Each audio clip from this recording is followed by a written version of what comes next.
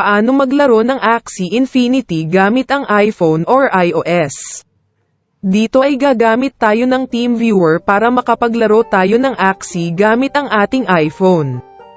Sa ngayon ay hindi pa na-i-release ang Axie Infinity sa App Store kaya ito muna ang naisip kong paraan para malaro natin ang Axie Infinity.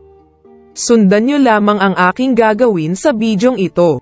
Una ay dapat naka-download ang TeamViewer sa ating laptop at sa ating iPhone.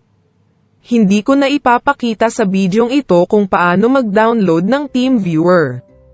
Ilalagay ko na lamang sa link sa description para mabilis tayo. Kung na-download na ang TeamViewer sa laptop ay buksan mo lamang ito at isulat ang TeamViewer ID ng iyong laptop dahil gagamitin mo ito sa TeamViewer na in-install mo sa iyong iPhone.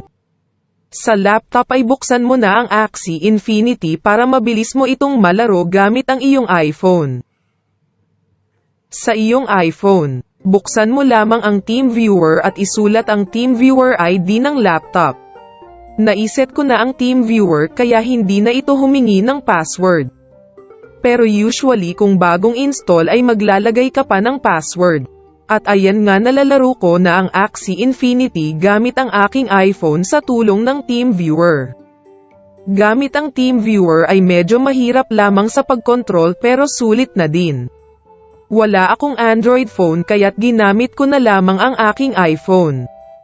Nakakapaglaro ako ng Axie kahit nasa malayo ako basta nakakonect ito sa aking laptop. At iyan nga guys, ang aking video kung paano gamitin ang iPhone sa paglaro ng Axie Infinity sa tulong ng TeamViewer.